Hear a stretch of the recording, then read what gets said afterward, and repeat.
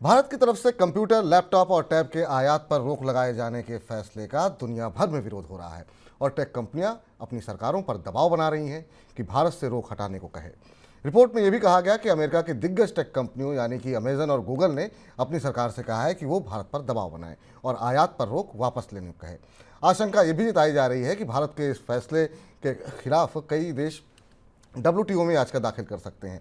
Sir, इस फैसला ले लिया गया, लेकिन कितनी बड़ी मुश्किलें भारत के लिए खड़ी हो सकती हैं, क्योंकि अब तो बड़ी बड़ी दिग्गज कंपनियां भी विरोध कर रही हैं। भारत की ट्रेड कूटनीति के लिए या व्यापार कूटनीति के लिए फैसला बड़ा झटका है और सरकार को तत्काल समझ में आ भी गया था विपुल, इसलिए इसको नोटिफिकेशन जारी करने के बाद इसका का अमल कुछ समय के लिए रोक दिया गया। पर अब पूरी दुनिया में भारत के इस कदम के खिलाफ एक बड़ा माहौल बनने लगा है। सबसे पहले अमेरिका से लेते हैं, बल्कि क्योंकि इससे लेकर भारत और अमेरिका के रिश्तों के, व्यापारिक रिश्तों के बीच में एक स्पष्ट रूप से तनाव आता दिख रहा है। और ये फैसला तब हुआ जब अभी हाल में भारतीय प्रधानमंत्री अमेरिका से लौटे थे और WTO में और भारत और अमेरिका के विवादों को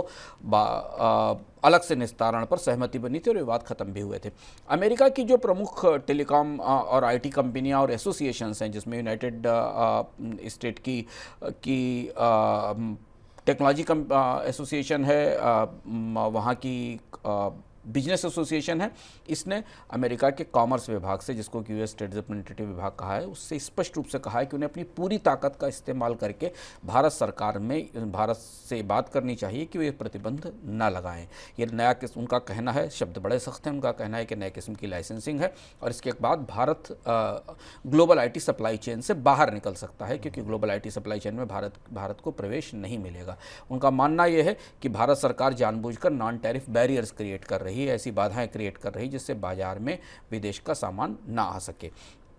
इससे दोनों तरफ रिएक्शन हुए विपुल। पहला रिएक्शन तो हमने भारत की कंपनियों की तरफ से देखा, उनका काफ़ी दबाव था, उन्होंने शिकायतें की कि कैसे लाइसेंस लागू होंगे, तो सरकार को इसे बढ़ाना पड़ा। अब अंतर्राष्ट्रीय स्तर के ऊपर भी ये जो लाइसेंसिंग परमिट की बात है अमेरिका की तरफ से, क्योंकि अमेरिका की बड़ी और प्रमुख कंपनियां हैं जो भारतीय बाजार में निवेश भी करती हैं और भारत से में अपने सामानों की असेंबलिंग करती हैं, बनाती भी हैं। अब ये मामला दूसरी चीज़ जो देखने वाली होगी कि क्या ये कंपनियाँ इस स्तर तक जाएंगी या इनकी सरकारें इस स्तर तक जाएंगी, किसे लेकर वो WTO में इस फैसले को चुनौती दें। फिलहाल सरकार की तरफ से भी नहीं कहा गया है।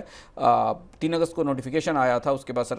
DGFT का कहना था कि सिक्योरिटी कंसर्न्स के कारण इसे लगाया गया है, लेकिन अगर दबाव बढ़ता रहा तो शायद ये प्रतिबंध को लागू करने पर लगा प्रतिबंध या लाइसेंसिंग पर लगा प्रतिबंध थोड़े समय के लिए और बढ़ाया जा सकता है।